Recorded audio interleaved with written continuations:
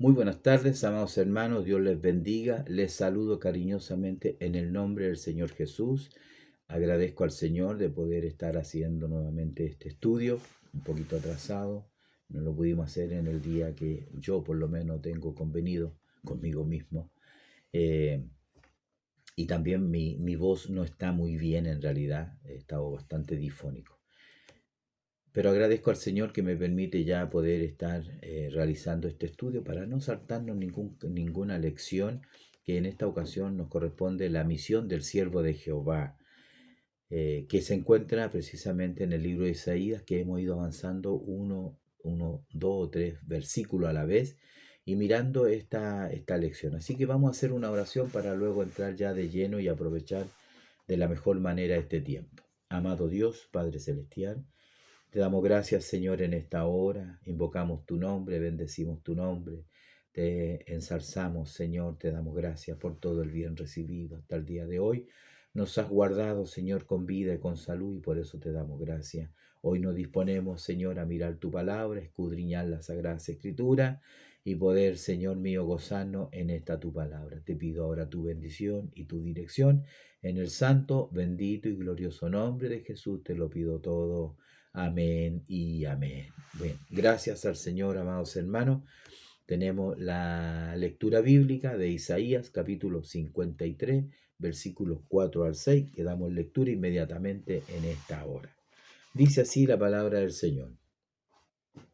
Ciertamente llevó Él nuestras enfermedades, sufrió nuestros dolores, y nosotros le tuvimos por azotado, por herido de Dios y abatido. Más el herido fue por nuestras rebeliones, molido por nuestros pecados. El castigo de nuestra paz fue sobre él, y por su llaga fuimos nosotros curados. Todos nosotros nos descarriamos como ovejas, cada cual se apartó por su camino, mas Jehová cargó en él el pecado de todos nosotros. Hasta allí la lectura bíblica para centrarnos en el tema, la misión del siervo de Jehová. Como hemos estado mirando las últimas lecciones, ¿ya?, en que entramos al capítulo 40 de Isaías, estamos, amados hermanos, mirando ya el siervo de Jehová. Eso es lo que habla el capítulo 53. Llegamos a este capítulo, un capítulo controversial, de discusión, donde los teólogos no se ponen de acuerdo en que quién es el siervo de Jehová. Esa es la gran pregunta. ¿Quién es el siervo de Jehová? Estuvimos mirándolo en la lección número 13, en la 14 hicimos un paréntesis en realidad, y estuvimos mirando acerca de la insensatez de la idolatría, y ahora nuevamente hemos vuelto a retomar la semana pasada los sufrimientos del siervo de Jehová o el siervo sufriente, y ahora nos toca la misión, es decir, la misión que tenía el siervo de Jehová.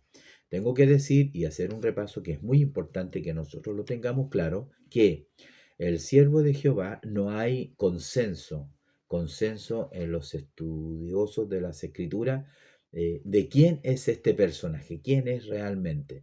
La semana pasada estuvimos mirando y viendo que el siervo de Jehová para algunos es Israel. Los judíos, muchos de los judíos creen que el siervo de Jehová es el sufrido pueblo de Israel. Para otros judíos ortodoxos, el siervo de Jehová es el Mesías que ha de venir. Para nosotros el mundo cristiano, los evangélicos, la iglesia evangélica, los cristianos, creemos ciertísimamente de que el siervo de Jehová que habla el libro de Isaías, específicamente en el capítulo 53, es el Mesías y es Jesús, y él ya vino a los suyos y los suyos no lo recibieron, no lo conocieron.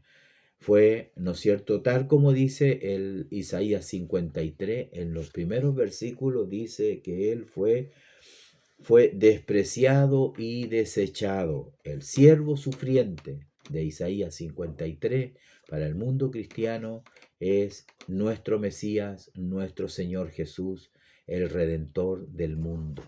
Para los ortodoxos, los judíos, también para ellos creen que el siervo sufriente de Isaías es el Mesías, pero no es Jesús, es otro Mesías, es otro personaje que ellos hasta el día de hoy lo están esperando. Ellos están esperando al Mesías, porque dicen ellos que el Mesías, que nosotros decimos que es Jesús, no cumplió lo que dicen las profecías. Allí vemos, ¿no es cierto?, una oscuridad, vemos la venda en sus ojos, vemos ese tiempo de ceguedad espiritual, y ellos no pueden ver en el capítulo 53 a Jesús, a Jesús. Haciendo esta aclaración y esta introducción, vamos a mirar un poquito por qué la ira de Dios fue sobre él.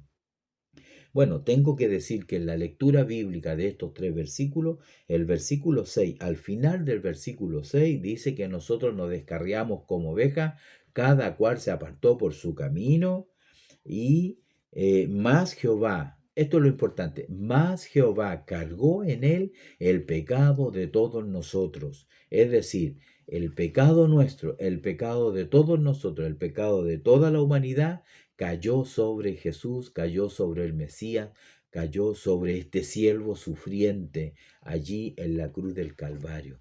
De manera entonces que un Dios justo, un Dios soberano, un Dios que no se complace en la injusticia, en la mentira, en el pecado, tuvo que descargar su ira y su justo juicio sobre el pecador, que en este caso éramos nosotros, pero hubo uno, como dice el viejo himno, que quiso por mí padecer, y es por ello que la ira de Dios cae sobre él.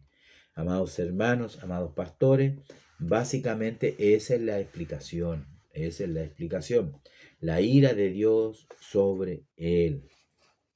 ¿Por qué? Porque como dice Romano, que es el texto de memoria, la paga del pecado es la muerte. Y el pecado tenía su justo juicio y su justo pago, que era morir, morir. Y fue lo que Jesús eligió. Él puso su vida para que nosotros pudiéramos vivir. Nosotros que estábamos muertos en delitos y pecados, pudiéramos tener vida y vida en abundancia. En el libro de Levítico, que es un libro que nos indica a nosotros las fiestas, los sacrificios, la manera como un pueblo tan pecador como Israel podría acercarse a un Dios tan santo como era nuestro Dios, como es nuestro Dios. ¿Cómo un hombre pecador podía acercarse a Dios? Bueno, Dios le implementó una serie de holocaustos, de sacrificios, para que el hombre pudiera acercarse a Dios, ¿no? Y así la ira de Dios no cayera sobre ellos y los consumiera en el desierto.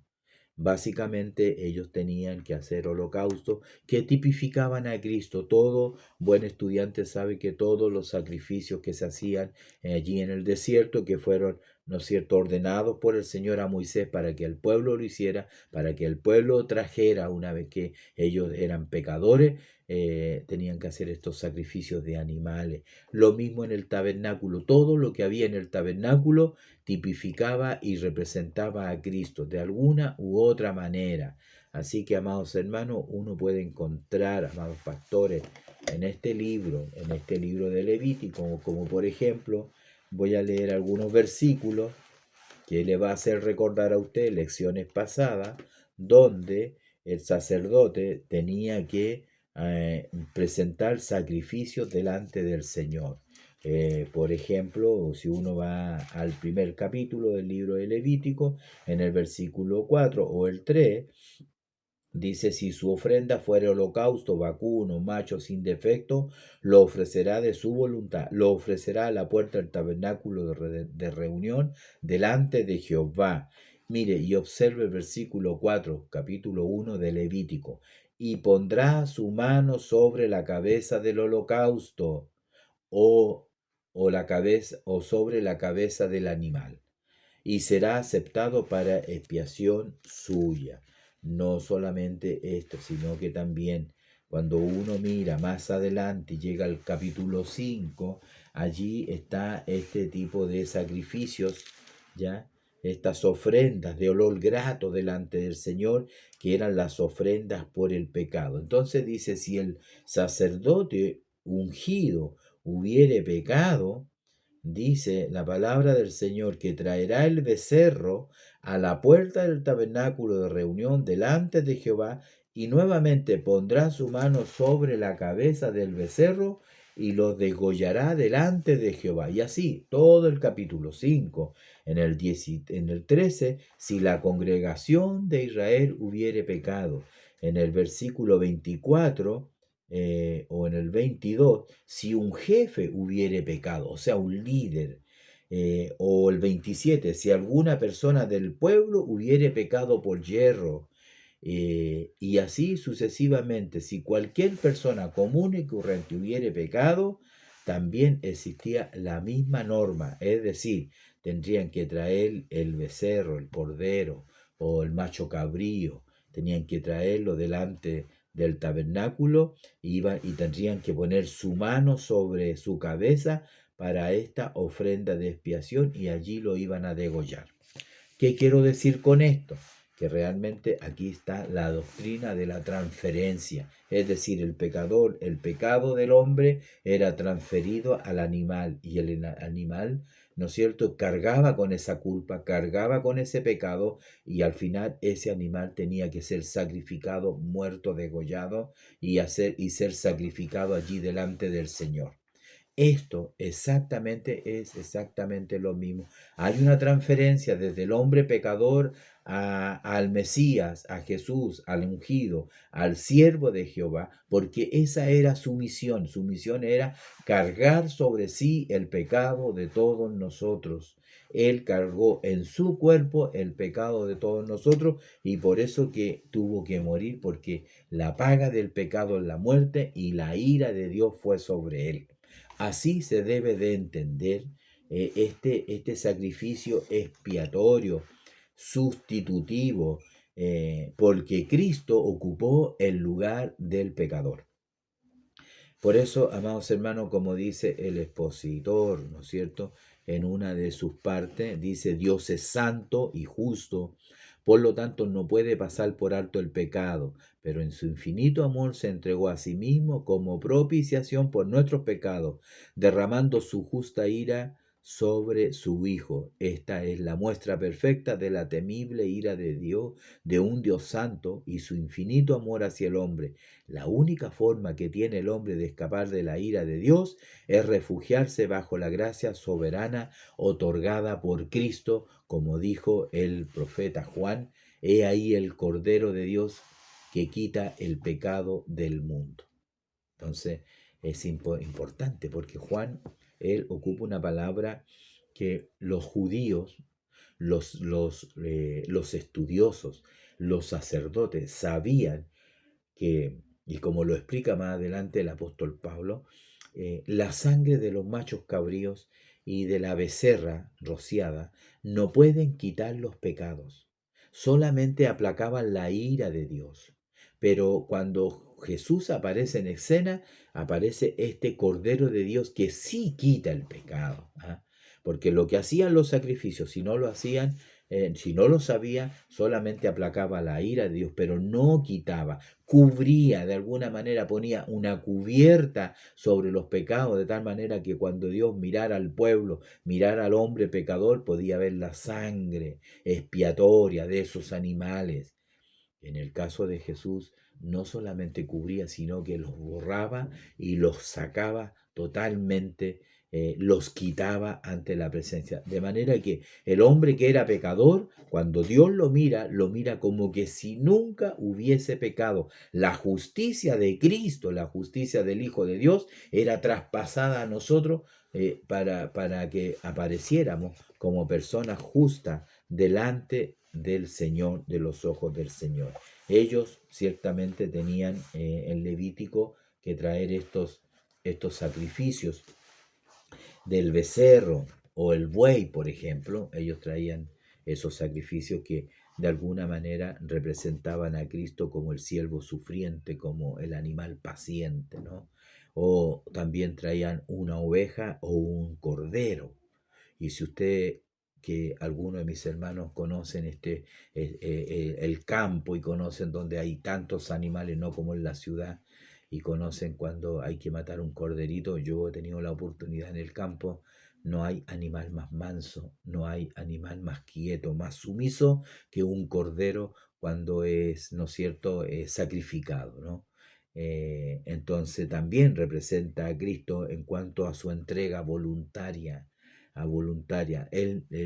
Jesús no opuso resistencia, él se entregó a las autoridades, se preocupó de que sus amigos pudieran quedar libres, pero él no opuso resistencia. Él más llegó a decir, la vida, nadie me quita la vida, yo la pongo de mí mismo. Entonces, así de esa manera estas ovejas, estos corderos representaban esa entrega voluntaria del Señor, sumisa del Señor. El macho cabrío es un animal distinto, ¿no? Hasta huele distinto. Y representa de alguna manera a algún tipo del pecador. El macho cabrío representa al pecador, pero cuando se usa como sacrificio es un tipo de Cristo. Es un tipo de Cristo. ¿Por qué? Porque en ese sentido él fue contado con los pecadores, o sea, él se identifica con el pecador a ese grado. Así, tal como es el hombre pecador, sucio, hediondo, en que su pecado, ¿no es cierto?, huele mal, así también el macho cabrío representa al pecador y Jesús se identifica con ese pecado, ¿no? Y lo mismo pasa, ¿no es cierto?, con todos estos sacrificios que nos muestra el libro de Levítico. ¿Qué es lo que está mostrando Levítico? La tipología de Cristo, cómo Él toma nuestro lugar. Y por eso, al tomar nuestro lugar, se hace pecador, como lo dice alguna referencia que vamos a leer, por ejemplo, en 2 de Corintios 5.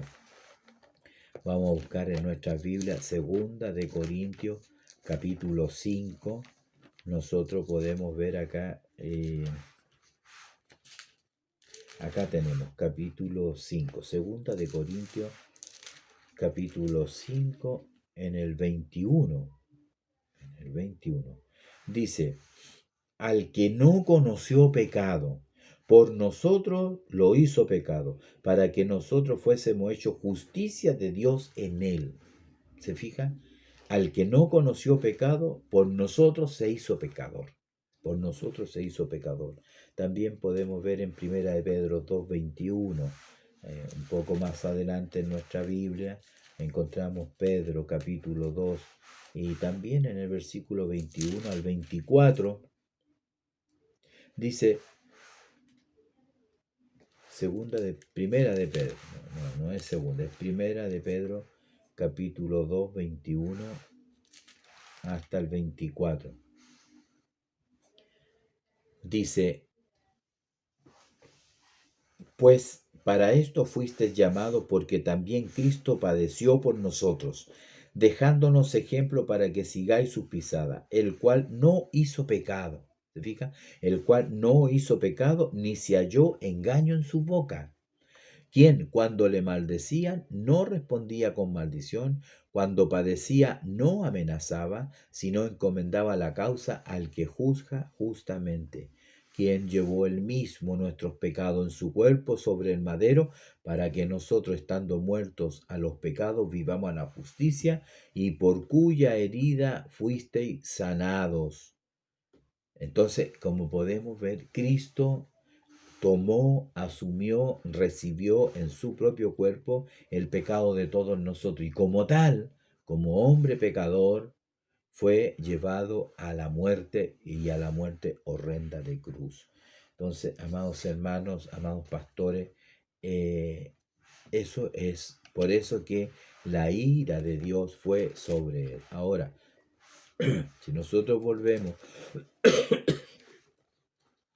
como les digo, no está muy bien mi garganta, pero nosotros volvemos nuevamente al escrito de Isaías en el capítulo 53. Nos habla acerca de estos textos que dice, Él llevó, ciertamente llevó Él nuestras enfermedades y sufrió nuestros dolores. Estos textos son sumamente importantes en cuanto a la doctrina de lo que nosotros creemos. ¿Por qué?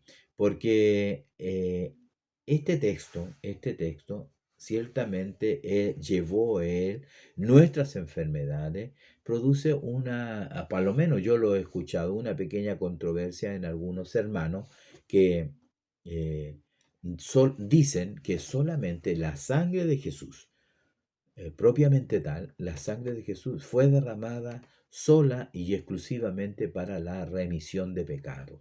Yo estoy de acuerdo con eso, que fue derramada para remisión de pecados. Pero este texto y otro texto que está en el libro de Mateo nos hace indicar, y también estoy de acuerdo con eso, que no solamente es para perdonar pecados, sino que tiene el poder para sanar nuestras enfermedades, no solamente del alma, sino también del cuerpo físico, porque así lo interpretó Mateo y así lo escribió en una palabra que es totalmente inspirada, porque no tiene otra interpretación.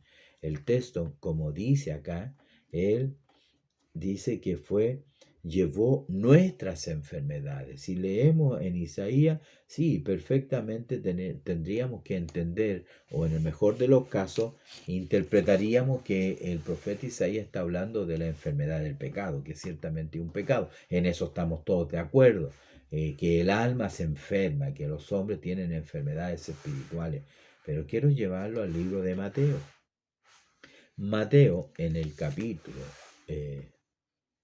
en el capítulo 8, ¿ya? Mateo capítulo 8, quiero leer este pasaje y pongamos atención a lo que dice Mateo capítulo 8, versículo 14 hasta el 17. Dice, vino Jesús a casa de Pedro y vio a la suegra de éste postrada en cama con fiebre, y tocó su mano y la fiebre la dejó, y ella se levantó y le servía. Un milagro. Dios sanó a la suegra de Pedro. Le tocó la mano y esta mujer que estaba tan enferma, quejada en su cama, postrada por la enfermedad, sanó instantáneamente.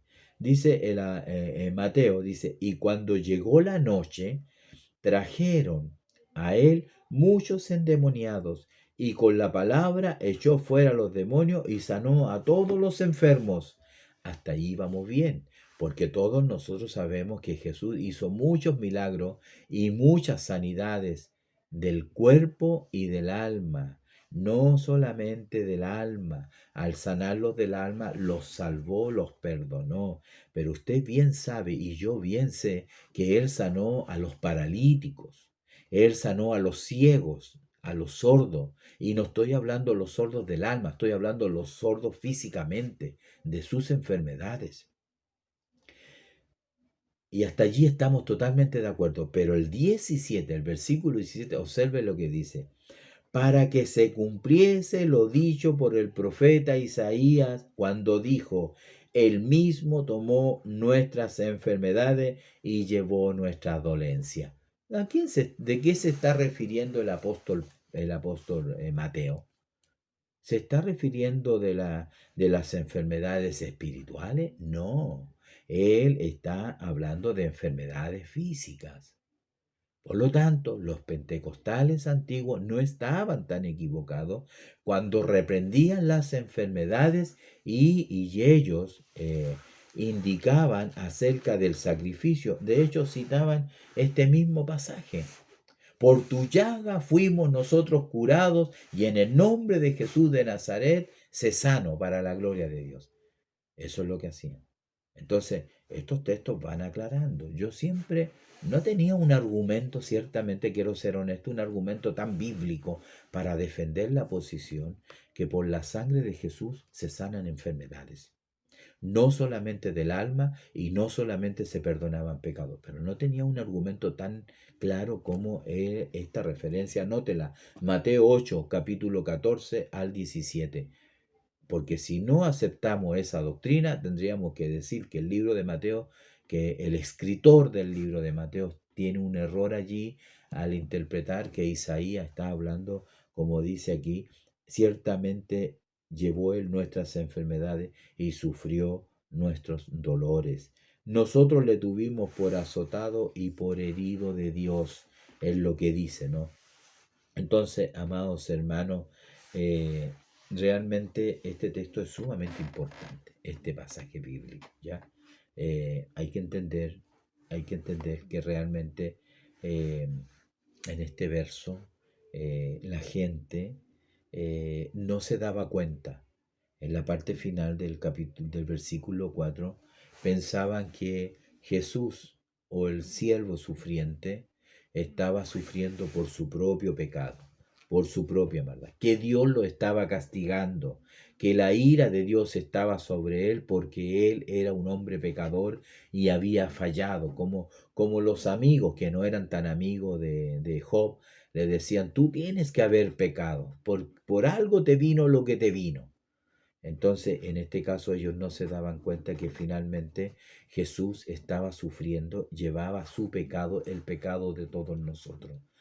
Así que por eso es importante que en este caso nosotros nos damos cuenta en este verso que estos hombres, nosotros, dice, le tuvimos por azotado, por herido de Dios y abatido. Ellos pensaban que Dios lo había abatido y que Dios lo había herido. Mas el herido fue por nuestras rebeliones. Aquí el texto lo aclara. Lo aclara. No fue por, no, él no fue castigado por su pecado, sino, dice, él fue herido, pero por nuestras rebeliones, herido por nuestro pecado, por nuestras rebeliones, fue molido por nuestros pecados, porque ciertamente él fue molido. El castigo cruel de los romanos del imperio cayó sobre él. Los latigazos, las espinas sobre su cabeza, los escupitazos, las burlas, todo lo que él tuvo que sufrir fue precisamente por nuestras rebeliones, por nuestros pecados. El castigo de nuestra paz fue sobre él. ¿Se fija? El castigo de nuestra paz fue sobre él. El precio de la paz que nosotros hoy tenemos con el Señor, lo pagó el Señor allí en ese sacrificio, en ese momento, no solamente de la cruz propiamente tal, sino que todo el proceso, todo el proceso. Cristo fue el precio de nuestro castigo, el castigo que nosotros debimos pagar. La ira de Dios que se había encendido hacia el pecador fue apaciguada a través del mediador, el mediador que hemos obtenido a través de Jesús, la paz, y mediante la cual nosotros fuimos reconciliados con Dios, como dice Romanos capítulo 5, versículo 1, que voy a leer este texto de el libro de Romanos, capítulo 5, versículo 1, dice, voy a leerlo, hermanos amados. Un texto muy conocido, ciertamente, por todos nosotros. Lo debiéramos manejar de memoria. Romanos, capítulo 5, versículo 1, dice: justificados, pues, por la fe, tenemos paz para con Dios por medio de nuestro Señor Jesucristo. Entonces está totalmente claro, amados hermanos, que nosotros hemos obtenido la paz mediante la cual fuimos reconciliados por Dios a través de Jesús. Entonces, como dice esta parte, entendemos nosotros hoy en día esta segunda parte que cargó sobre nosotros, cargó sobre sí nuestro pecado, nuestro pecado. Nosotros vemos, amados hermanos, en todo esto. En la primera parte no vamos a pasar, no vamos a leer los textos, ¿no? Usted puede leerlos tranquilamente, pero el libro de Marcos 14, 34, bueno, habla acerca de Jesús allí en el huerto, donde dice que estaba su alma angustiada hasta la muerte. Dice que sudó grandes gotas de sangre. Mi alma está triste hasta la muerte. La ira de Dios fue sobre él. La ira que debíamos soportar nosotros, él la soportó en obediencia. La referencia de Romanos 2.5 dice que por la dureza de nuestro corazón, no arrepentido. Y Mateo 27.46 Bueno, nos habla acerca de lo que sucedió a la hora novena, Mateo 27:46. Vamos a buscar el libro de Mateo, capítulo 27, dice versículo 46. En este pasaje nosotros podemos ver, ¿no es cierto?, lo cruel que fue. Dice, cerca de la hora novena, Jesús clamó a gran voz diciendo, Elí, Elí, lama sabactani. Esto es, Dios mío, ¿por qué me has desamparado? Y algunos de los que estaban allí decían al oírlo, a Elías llama este. Hasta en el último momento de su castigo, de su calvario, la gente no entendía, no comprendía. Esto es, ¿no es cierto?, lo que habla el Salmo 22. El Salmo 22 de nuestra Biblia nos hablan lo mismo, exactamente lo mismo que nosotros podemos ver en este pasaje. Habla exactamente lo mismo. Vamos a ver el Salmo 22. Dios mío, ¿por qué me has desamparado? Una pregunta, un pasaje que realmente llama mucho la atención, porque Él era Dios y estaba en forma humana sufriendo. Podríamos decir que ciertamente que había sido abandonado por Dios, ¿no? Pero Él está citando el Salmo 22, esa es la verdad. Él está citando, mire, el Salmo 22 habla del siervo sufriente. Dios mío, ¿por qué me has desamparado? ¿Por qué estás tan lejos de mí, salvación, y de las palabras de mi clamor? Dios mío, clamo de día y no respondes, y de noche no hay para mí reposo. Este salmo de David, del siervo sufriente, es lo que Jesús está haciendo en la cruz del Calvario. Creo que la respuesta, ¿no es cierto?, porque aparece como pregunta, ¿por qué me ha desamparado? ¿Por qué Dios abandonó? Hay varias respuestas en realidad, una un poco distinta a las otras, pero creo que la lógica en el Salmo 22 está en el versículo 3.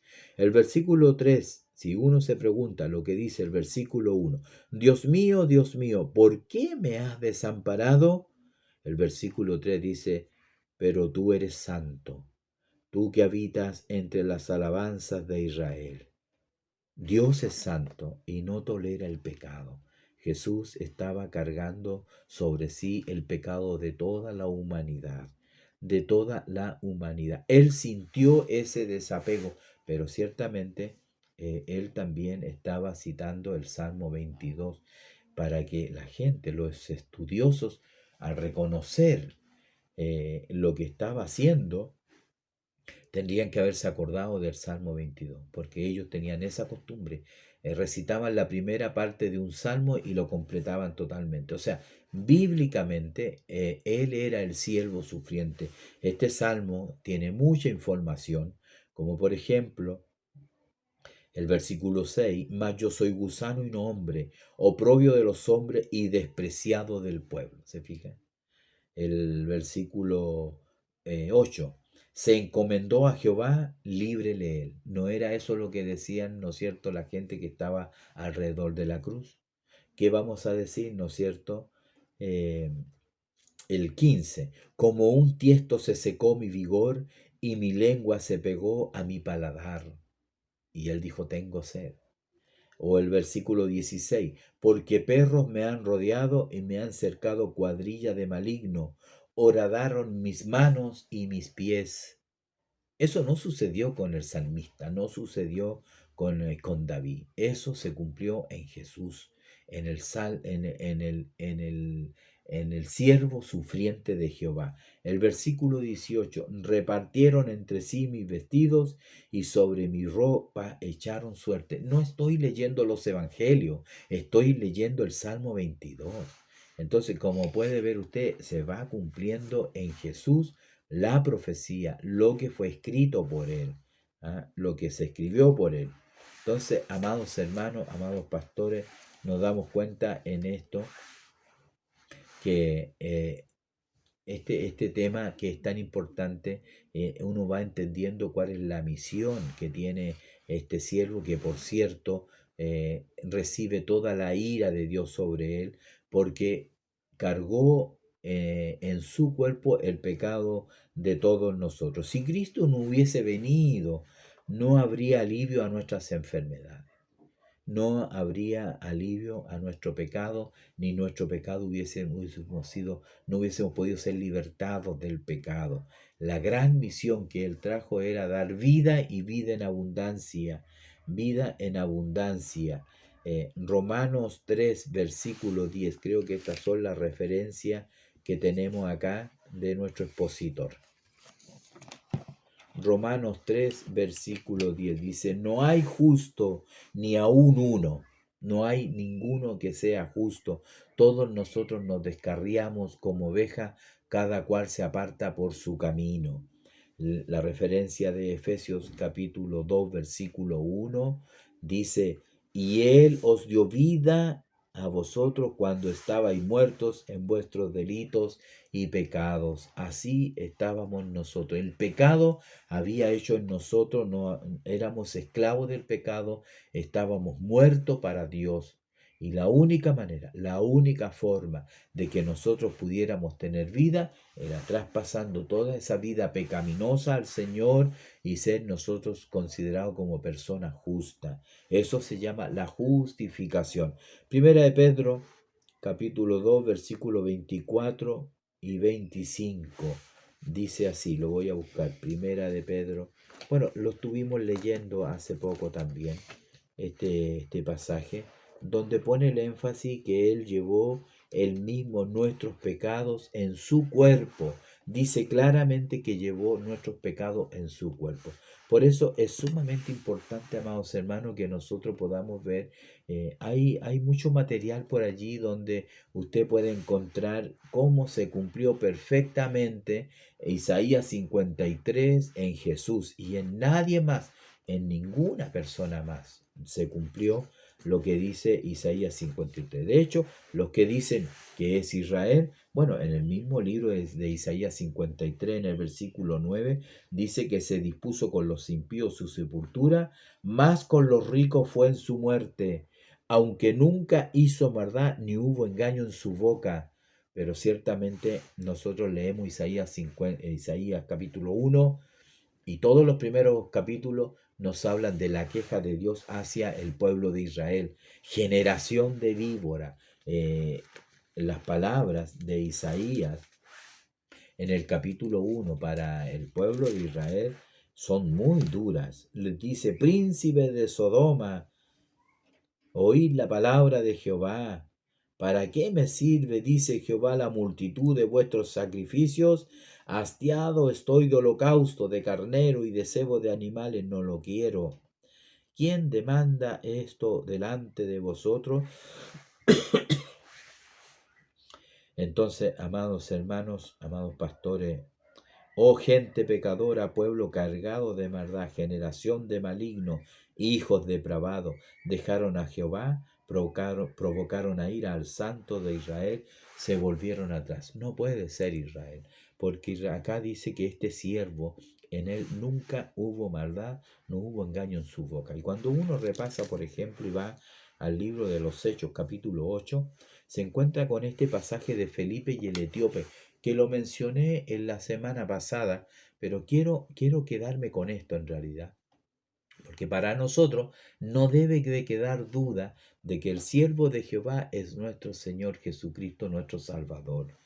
Y así también lo atestigua el libro de los Hechos, así también lo atestigua este etíope que iba en su carro leyendo justamente al profeta Isaías y justamente leyendo sin duda alguna el capítulo 53 de Isaías.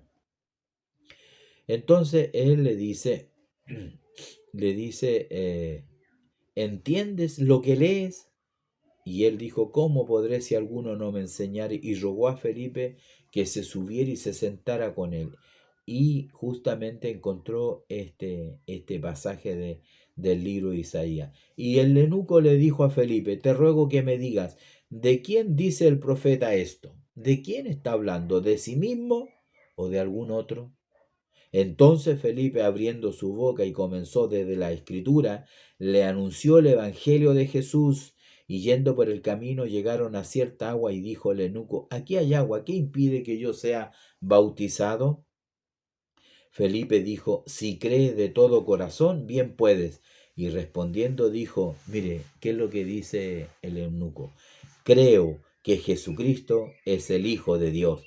Podríamos decir nosotros que él dijo, creo que Jesucristo es el siervo sufriente de Isaías. Y mandó parar el carro, descendieron ambos al agua, fue bautizado, subieron ambos del agua, que no significa que salieron de debajo del agua, ¿no? Ya lo he explicado en otro video cómo sucedió ese bautismo. Y lo más importante, que Felipe, después que le arrebató, dice, el eunuco no le vio más y siguió gozoso su camino, es decir, con una experiencia de haber conocido a nuestro Señor Jesucristo. Tuvo una experiencia al leer el libro de Isaías, capítulo 53. Permita el Señor, amados hermanos, amados pastores, que nosotros leyendo este capítulo, compartiéndolo con la iglesia, con la congregación, muchos como el eunuco puedan encontrar a Jesús como su Salvador personal. Que Dios me los bendiga en esta hora. Vamos a dejar hasta aquí esta, esta lección. Mi garganta no ha estado muy buena, pero no he querido pasar por alto esta lección. Quiero dejarlos invitados para la próxima semana. Vamos a estar viendo la muerte del siervo de Jehová en el mismo libro de Isaías, en los versículos siguientes, del 7 al 9. Que el Señor les bendiga. Para Él honra, gloria y alabanza. Y que tengan un muy buen fin de semana en la presencia del Señor en los medios de gracia. Dios les bendiga.